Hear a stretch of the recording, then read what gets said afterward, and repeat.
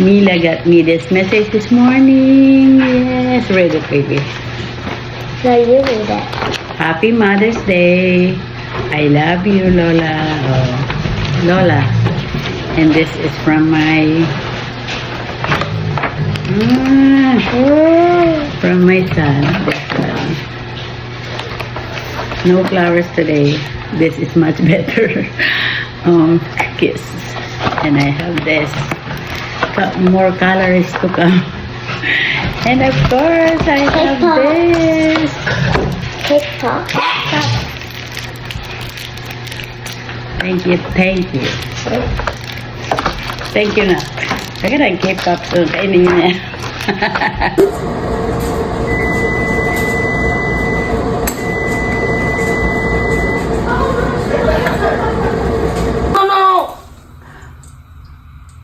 Yeah, it's fine, Mila. Let him cook. How many persons does it take to cook? How many? You cook as 4. you put the 4 first. We can put a smile. Smile. A smile. The ketchup.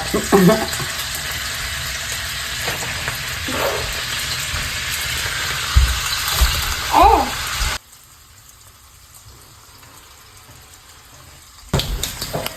Okay, take it, mommy. Okay, wait. Close. Hey, Mom. Make sure you close your eyes. Wait, get a fork, Bill. Get a fork. Oh, yeah. At ito na nga, pagkatapos namin mag-almusal at nag-prepare ng almusal yung mga apo ko para sa mama nila, niyaya naman ng anak ko. Alam niyang gustong-gusto kong pumupunta sa Asian store, lalo na rin yung apo ko. So lahat kami bumiyahe papunta doon kasi ang papunta doon ay mga 45 minutes to 1 hour. Kaya lahat na kami sumama kasama yung dalawang apo at saka yung manugang ko para pumunta kami sa Asian store. So ang saya-saya ng babae. Sabi ng anak ko, I will give you a gift. Let's go to Asian store and you will pay for this time. What is that? It's Oppo. Put it there. Oh, I forgot. There's only one. Okay, we will get tomato. I love that. What is that? It's jackfruit.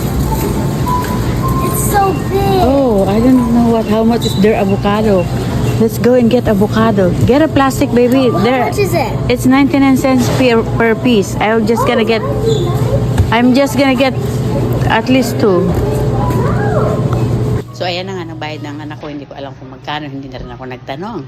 So ayan, pauwi na kami nito pero may dinaanan pa kami bago kami umuwi. At saka nakabili ako ng ang laki-laking hopya. Ayan, sa sasakyan pa lang hindi na ako nakatiis. Tinikman ko, ay siya naman.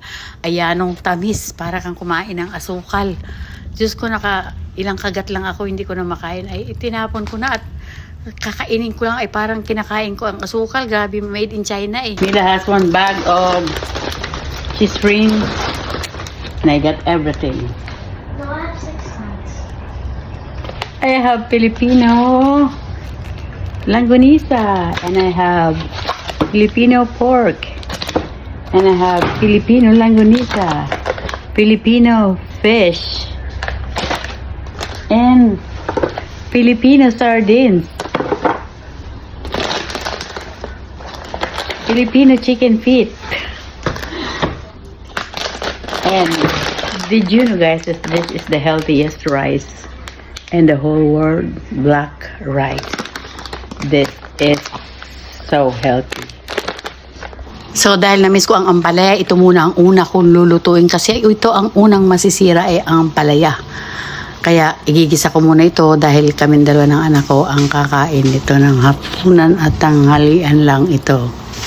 So ayun lang guys, maraming salamat sa pagpanood ng aking video. Hope you like this video.